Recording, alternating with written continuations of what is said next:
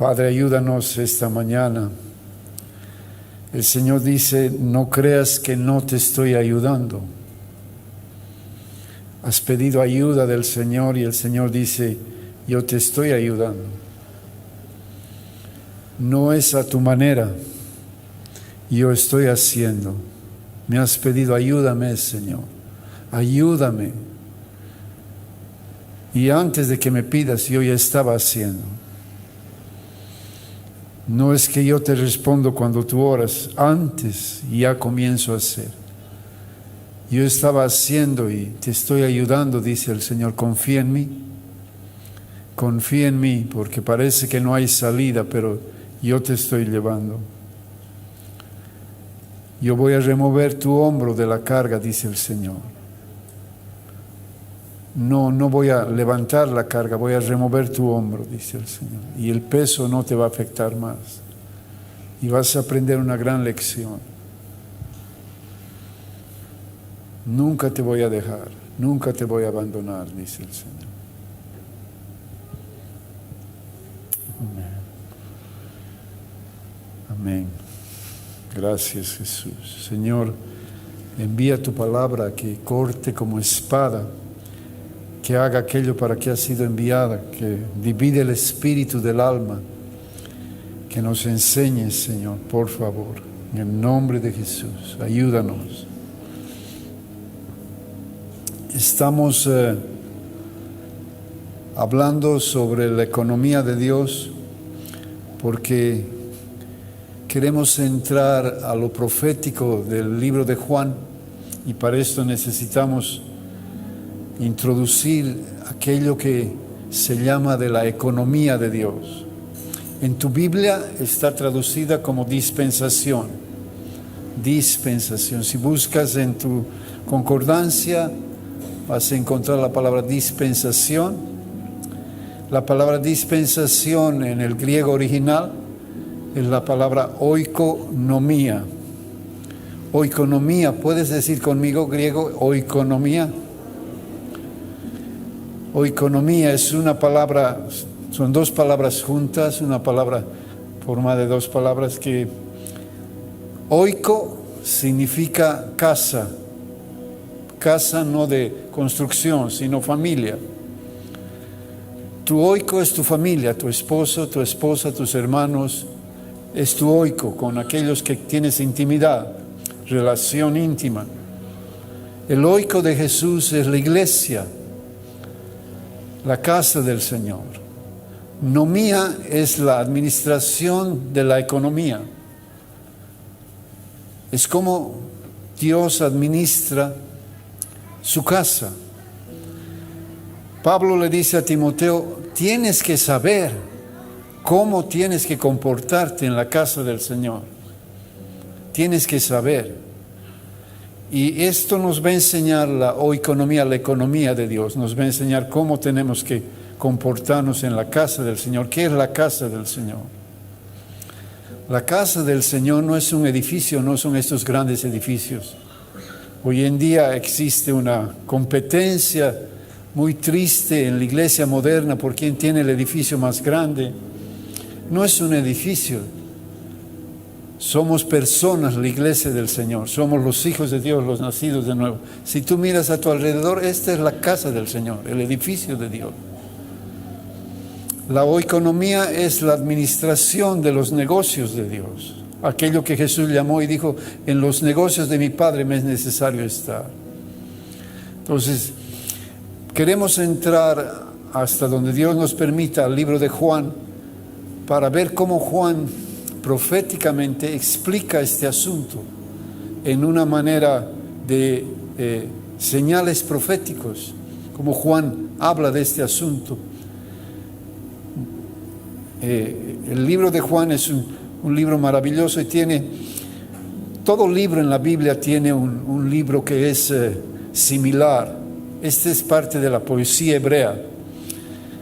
Los hebreos eran muy poéticos, pero no como nosotros entendemos la poesía. La más alta poesía hebrea se trataba de repetir un pensamiento, pero con unas otras palabras, de otra manera. dar el pensamiento 2 veces. Y el libro de Hebreos explica esta transición de la economía antigua de Dios, de la forma antigua de Dios obrar, a la forma nueva en Cristo. Hebreos explica claramente, pero Juan explica proféticamente. Juan es el libro paralelo a Hebreos. Y Juan explica por figuras, por demostraciones proféticas. Y si es que Dios nos permite, vamos a entrar un poco al libro de Juan. Estamos en la introducción. ¿Podemos poner mi cuadro, por favor?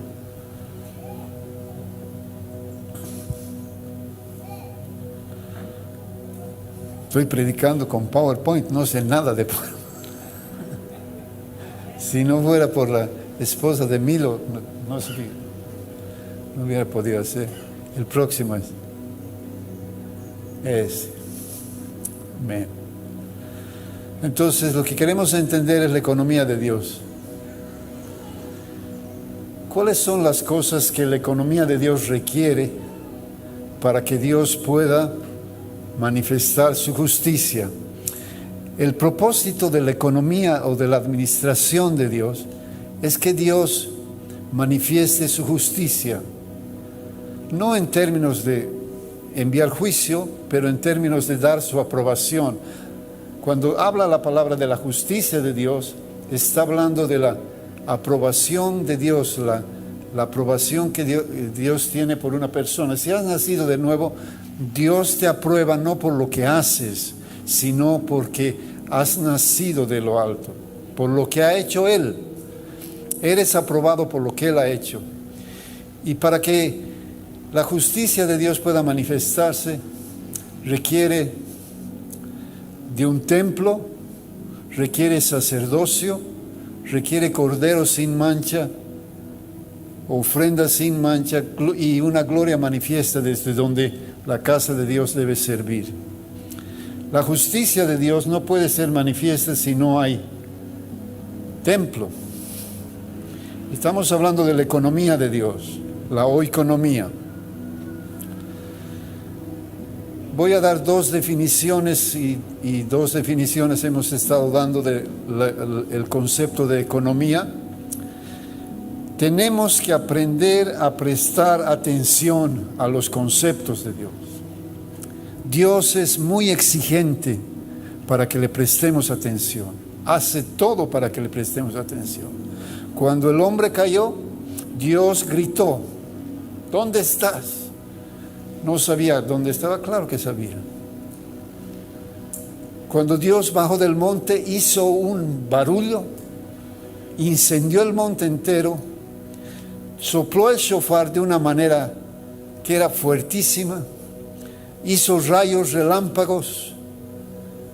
Cuando Jesús murió, se oscurecieron los cielos, hubo un terremoto, las rocas se abrieron. Cuando Jesús habló aquellas cosas que Él consideraba muy importantes, alzaba la voz. Cuando Jesús habló con Juan, con una persona, le habló a gritos, como una trompeta.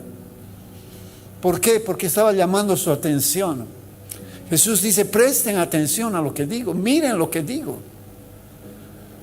Cuando Él quiso dar el primer mandamiento, que era que amara a Dios sobre todas las cosas de una manera incondicional, Él dijo, oye, presta atención, oye.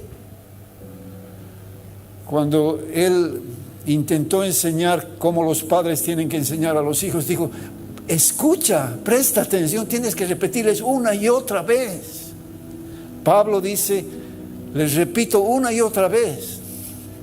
Entonces, tenemos que prestar atención. El prestar atención va a producir revelación. Sin revelación no podemos vivir la vida de Dios.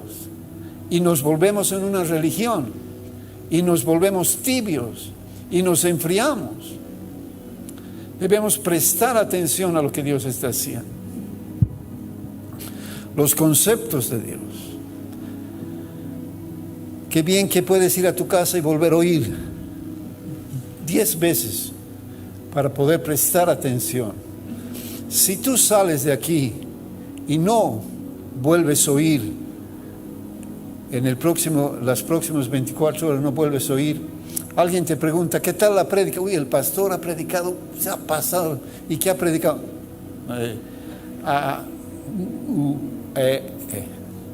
No te vas a acordar. No te vas a acordar. Pero si vas y vuelves a oír, te vas a acordar más o menos el 30%. Si vuelves a oír, va a aumentar el porcentaje y así sucesivamente. Dos conceptos de economía muy sencillos. El primer concepto dice, es la administración de los recursos escasos. La administración de los recursos escasos. Dios tiene un solo hijo. Levantó una sola pareja para llenar la tierra. Escribió un solo libro. Los recursos escasos de Dios. Para dar valor eterno a su inversión. Dar fruto eterno a su inversión. Este es el primer concepto. La administración de los recursos escasos. El segundo concepto es el más importante. Es el accionar de Dios. Lo que Dios hace para devolver la dignidad y restaurar el valor eterno. Es lo que Dios hace. Ha perdido muchas cosas, se han perdido en la caída del hombre y Dios está restaurándolas. Dios ha perdido mucho. Dios ha perdido el privilegio de ser llamado Dios por su creación. Y Dios está restaurando todas las cosas. Esta es su economía. Su economía que produce su justicia. ¿Estamos entendiendo hasta ahí o no hemos entendido? Amén. Si tienes alguna pregunta, aquí está la pastora, el Milo, la nena. Pueden reunirse y pueden explicarles. Amén. Qué bendición. Ya. La economía de Dios requiere templo. Sin templo no hay economía para Dios. Sin templo no es posible producir la justicia de Dios. Templo es todos estos requerimientos. No puede faltar ni uno. Cuando uno falta, no produce la verdadera justicia de Dios. Requiere templo. Cuando hablamos de templo, hablamos de altar. Requiere de sacerdocio. Necesita sacerdote. Si hay templo, tiene que haber sacerdote. No hay templo sin sacerdote, no hay sacerdote sin templo. Si quitas el templo, el sacerdote no funciona. En Israel, el templo era el centro de la vida de Israel. El templo era un edificio forrado de oro, por dentro y por fuera. Al mediodía, el sol del mediodía le daba y reflejaba y tornaba toda la ciudad naranja. Fue conocida como la ciudad naranja, por la ciudad color oro, por causa del reflejo del templo. El templo estaba al centro de Israel. Los católicos han aprendido muy bien la lección y la ciudad donde ellos iban ponían la iglesia para establecer su dominio en el centro de las ciudades, y así son nuestras ciudades. El templo era el centro de la vida de Israel. El templo era lo más importante. Dios habitaba allá. El Dios de Israel habitaba allá. Se trataba de el templo. El templo era el centro de la vida de Israel.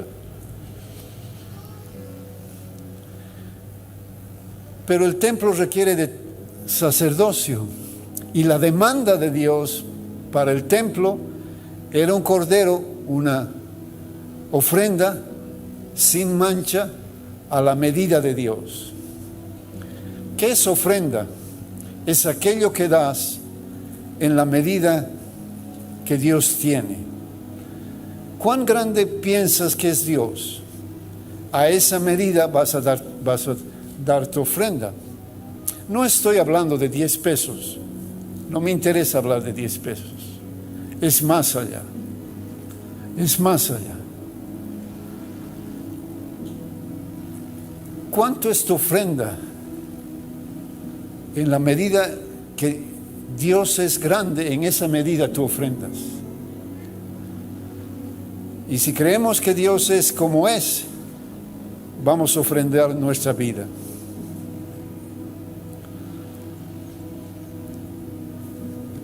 Esta vida del templo, del sacerdocio y de la ofrenda verdadera va a producir una gloria manifiesta. Y los cristianos podemos tener templo, y a veces templo natural, sacerdocio, ofrenda, y no tener la gloria. Y es una tragedia ministrar fuera de la gloria. Es una tragedia. ¿Cómo es posible que ministren sin tener el Espíritu? ¿Cómo pueden? Las oraciones son vanas y huecas. La vida es la demostración de una religión. Afectamos la nación de manera alguna cuando no ministramos desde la gloria de Dios. Esdras 3. Si hablamos de templo, podemos estar días hablando de templo, porque es toda la historia de la vida de Dios se trata del templo.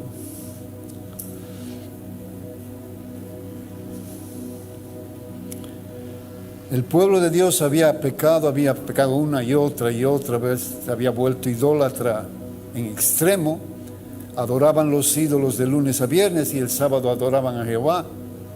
Dios se había cansado de este asunto, cientos, si no miles de años, Dios les había tratado de volver y ellos eran cada vez más idólatras. De lunes a viernes adoraban los terafines, los baales, y el sábado adoraban a Jehová, hasta que Dios se cansa y los lleva cautivos a Babilonia. Babilonia era una tierra llena de ídolos, llena, todo era idolatría. Y Dios les dice, te voy a llevar a una tierra donde hay tal cantidad de ídolos que te vas a hastiar de ídolos. Te voy a dejar allá 70 años hasta que te hastíes de ídolos. Me acuerdo cuando éramos niños, la travesura más terrible, lo más audaz que podíamos hacer era fumar un cigarro. Entonces mi hermano estaba fumando su cigarrito de chico y mi papá lo pesca. ¡Ay! Y no conocen ustedes, la nueva generación, los cigarros Astoria. La generación vieja conocemos, el Astoria era negro, cigarro negro. Algunos conocen aquí. Fuerte. Entonces compró unos Astorias y le dijo, ¿quieres fumar? Ya, vas a fumar. Y le dio a fumar hasta que comenzó a vomitar y vomitar y vomitar. Lo hastió y nunca más ha vuelto a fumar, nunca más. Así ha sido con Israel. ¿Quieres ídolos? Te voy a dar ídolos hasta 70 años se hastiaron de idolatría. Entonces Babilonia vino y los llevó cautivos, y al llevarlos cautivos destruyó Jerusalén y deshizo el templo. Deshizo el templo. Y el templo estaba deshecho. Y la profecía decía que el Mesías iba a entrar en el templo. Había que reconstruir el templo. La ciudad estaba deshecha y Babilonia quedaba por lo menos a 5 meses de camino a Jerusalén. Había que subir por 5 meses por lo menos camino a Jerusalén. Ahora, niños, imagínense, están presos en Babilonia, viviendo allá, y tienen que subir a pie por 5 meses por un camino peligrosísimo, sin guardias, sin ejército que los acompañe, dependiendo de la mano del Señor. Y un grupo sube a Babilonia para restaurar la ciudad y restaurar el templo. La profecía se había cumplido, habían pasado los 70 años y vuelve un remanente a construir el templo.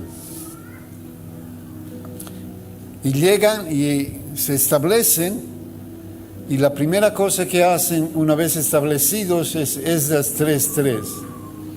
Y colocaron el altar sobre su base, porque tenían miedo de los pueblos de la tierra, y ofrecieron sobre él holocaustos a Jehová, holocaustos por la mañana y por la tarde. No fueron y dijeron, haremos un templo. No, fueron, ¿dónde estaba la base del altar? ¿Dónde era? Aquí, y allá lo colocaron. Este lugar era antes una era.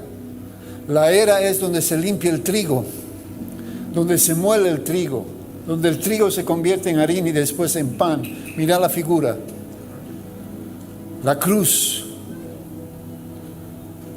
Pan para las naciones. Nosotros somos trigo.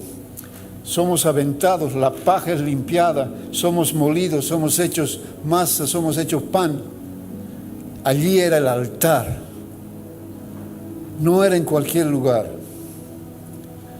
En el caso de Jesús, el altar fue en el Gólgota. Allí restauraron el altar. Restauraron el altar. Y allí restauraron el templo después. Lugar de ofrenda es sumamente importante para Dios. Si no, no hay justicia. Dios no puede manifestar su justicia, su aprobación por su pueblo, si no hay altar. Si no hay altar. Entonces, templo es sumamente importante. Juan 2.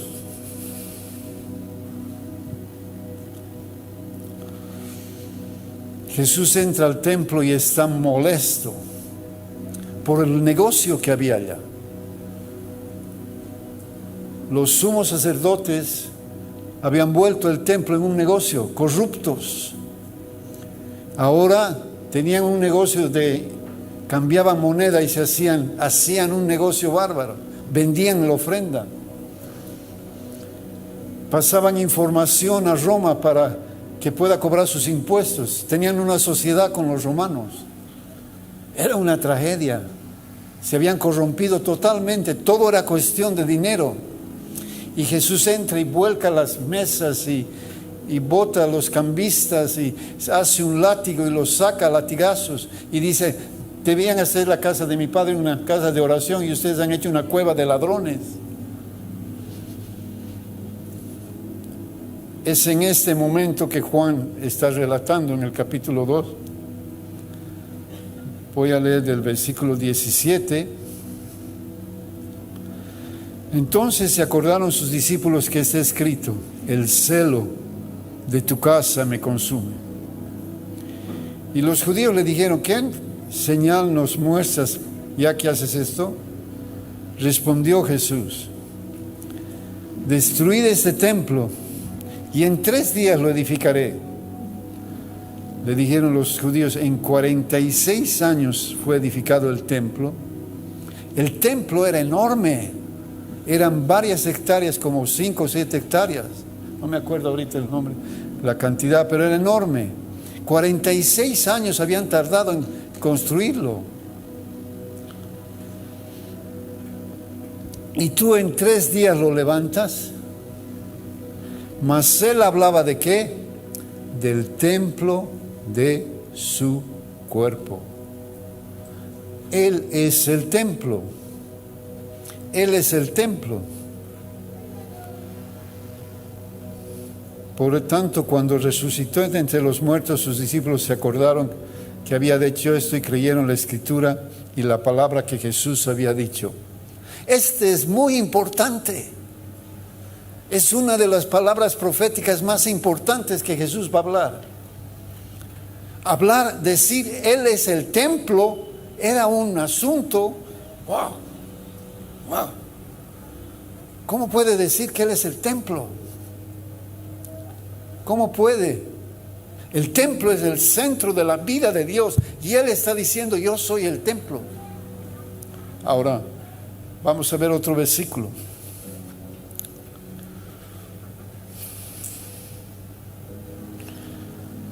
Mateo 12.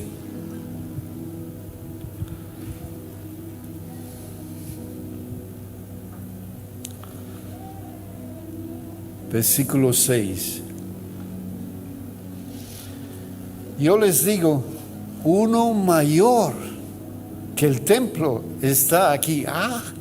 ¿De qué está hablando? Esta es una de las palabras proféticas más altas que él dio. Aparte de decir, soy el Hijo de Dios, esta es la palabra más importante que él dio. La palabra usada ahí por templo es la palabra hierón. Hierón.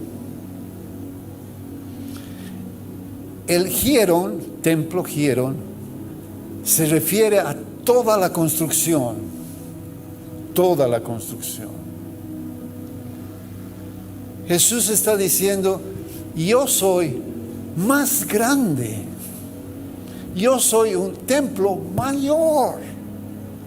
Yo soy hierón, yo soy el templo, un templo mayor. Y ellos,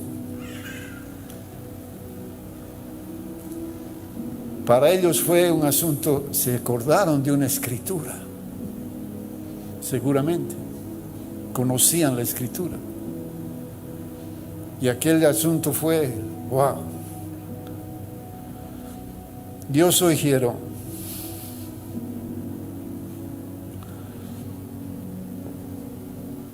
El templo es sumamente importante. Sin templo, Dios no puede expresar su justicia. Dios no puede hacer nada con el hombre si no tiene templo. El libro de Ezequiel es el libro más poético de toda la Biblia.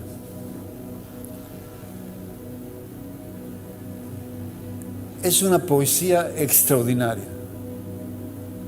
El tema central de Ezequiel es el templo.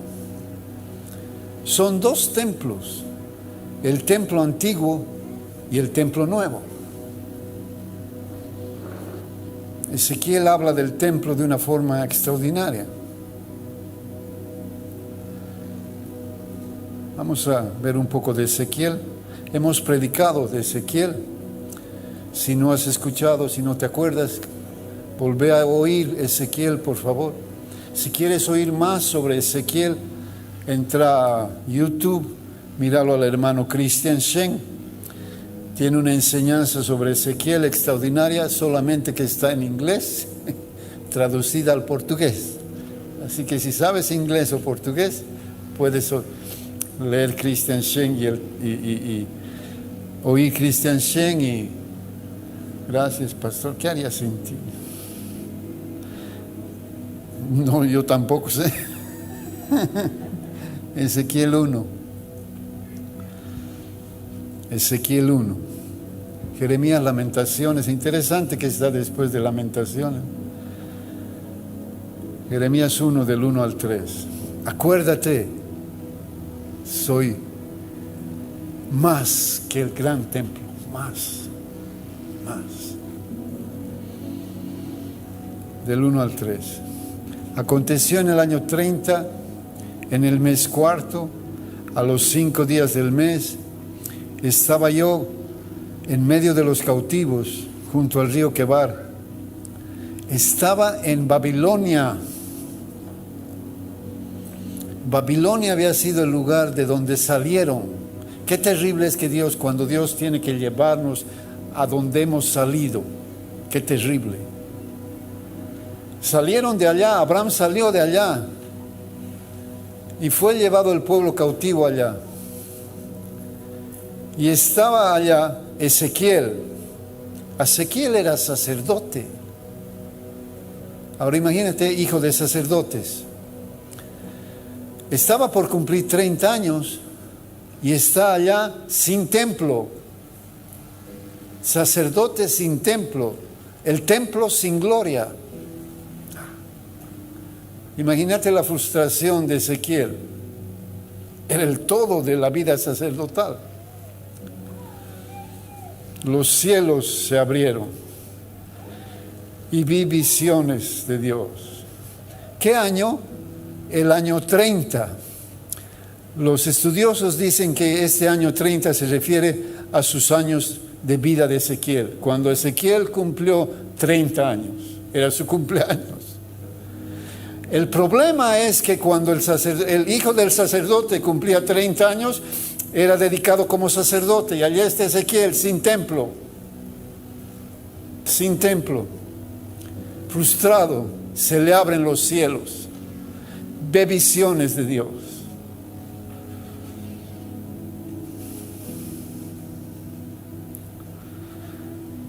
Y ve la gloria de Dios. ¿Qué hacía la gloria de Dios en Babilonia? Los había perseguido. Era tanto el amor de Dios que los había perseguido hasta Babilonia.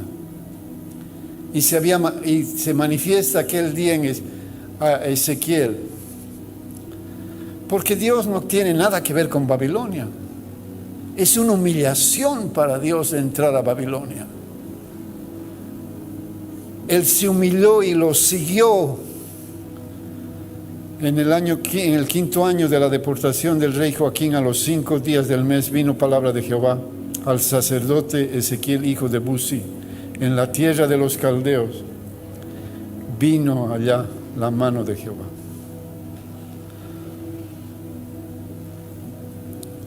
Y Ezequiel empieza a describir la historia del templo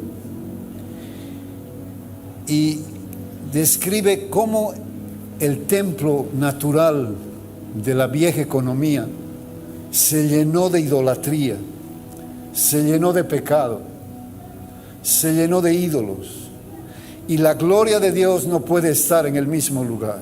Comenzó a salirse del templo, y Ezequiel describe la salida del templo de la gloria de Dios, el abandono del espíritu al templo. En el capítulo 10, puedes leer después con calma, finalmente el espíritu se levanta, se para por última vez, mira a Jerusalén y se va. Pero no termina la historia ahí, porque describe otro templo. Describe la restauración. Cuando comienza la caída, comienza la restauración. Y en el capítulo 36 profetiza la nueva economía, el nuevo pacto, la administración de la nueva economía. 36, 26 y 27.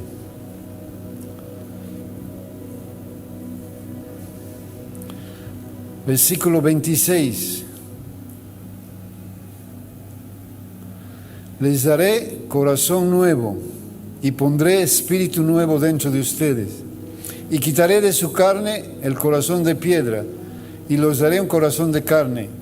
Y pondré dentro de ustedes mi espíritu y haré que anden en mis estatutos y guarden mis preceptos y los pongan por obra. Esto no es Antiguo Testamento, esto es Nuevo Testamento. Antiguo Testamento decía, tú tienes que hacer con tu fuerza, tú tienes que cumplir. Nuevo Testamento dice, yo voy a cumplir en ti. Esta es nueva economía. Y Dios profetiza sobre la nueva economía. Y le dice, voy a hacer algo nuevo, yo voy a hacer en ustedes. Amén. Seguimos con la historia del templo, es muy rápido que estoy hablando. Ahora llega el capítulo 40 y empieza el problema. Problema para los judíos, no para nosotros. Si tú le preguntas al rabí sobre este templo, va a decir, no entiendo. ¿Cómo puede ser? No es posible. El judío no puede entender. Este nuevo templo tiene dimensiones más grandes. Para el judío eso es inaceptable. Que no sean las mismas dimensiones, que las dimensiones sean más grandes. No es posible. Los rabinos no pueden entender, no saben cómo explicar. Pero el nuevo templo es más grande que el anterior. Este es el nuevo templo.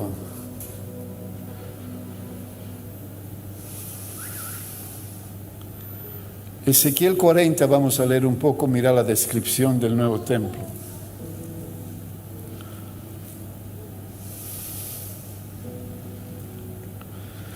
Ezequiel 40, del 1. ¿Están allá ya? En el año 25 de nuestro cautiverio, al principio del año, a los 10 días del mes, a los 14 años después que la ciudad fue conquistada, en aquel mismo día vino sobre mí la mano de Jehová y me llevó allá. En visiones Dios me llevó a la tierra de Israel y me puso sobre un monte muy alto, sobre el cual había un edificio parecido a ¿qué? Una ciudad sobre el monte. ¿Qué es la ciudad sobre el monte? La iglesia. Amén. La nueva Jerusalén, la iglesia del Señor. Ya no es el templo natural, ahora es una ciudad en un monte.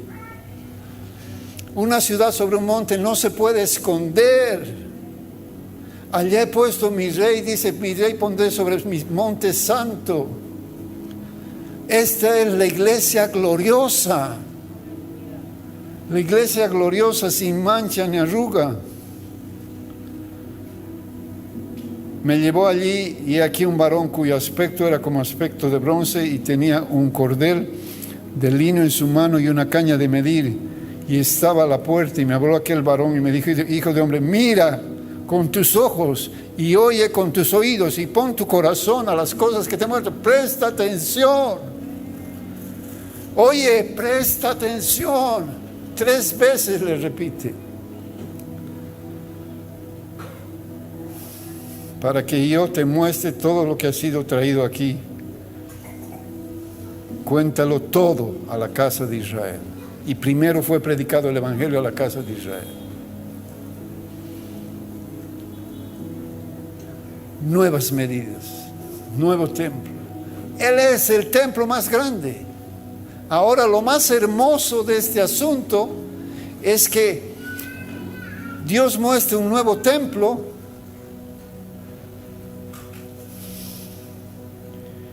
Y en el capítulo 43, la gloria de Dios vuelve al templo. Aleluya. En el capítulo 43, la gloria vuelve al templo. El día de Pentecostés, la gloria vuelve al templo, Cristo y la iglesia. Amén. Templo. Capítulo 43.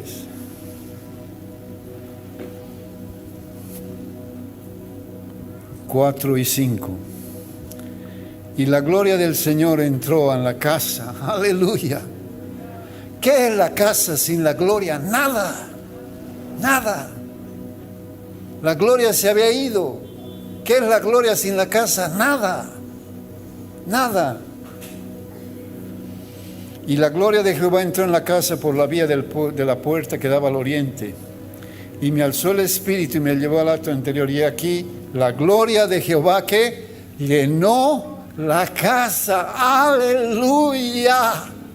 Amén. Llenó la casa. Aleluya. Esto es lo que debemos buscar con desesperación, con un corazón contrito y humillado, que la gloria de Dios sea restaurada en la casa y que llene la casa y la gloria de Dios ministre en la casa y la gloria de Dios gobierne la casa de Dios. Aleluya. Esta es la profecía. El templo, Cristo y su iglesia. 1 Corintios 3.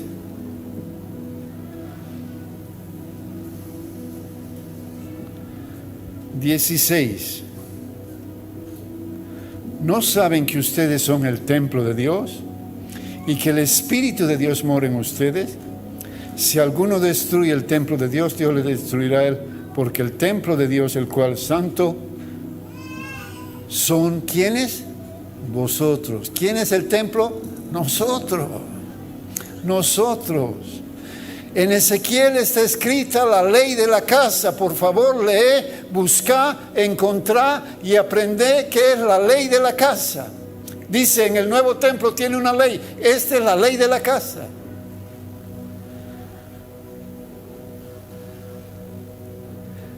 Ahora, esta palabra templo es la palabra naos. Significa el lugar escondido del templo, el lugar más profundo, el lugar santísimo. Él es el templo grande. Él es más que el templo. Él es el templo mayor. Nosotros somos el lugar secreto, el lugar íntimo. Aleluya. Él y nosotros hacemos el templo grande y el lugar santísimo. ¿Has entendido la profecía de Jesús? Más que el templo, aquí estoy. Aleluya. Amén. Vamos a parar aquí porque si no me va a reñir la pastora mucho tiempo. Los he detenido con barbijo. Amén. Gracias, Padre. Gracias, Cristo, que tú eres el templo mayor, nosotros somos el templo. Ayúdanos a entender templo, por favor. Busca la ley de la casa, por favor. Vas a tener una revelación muy bonita. Busca la ley de la casa en Ezequiel.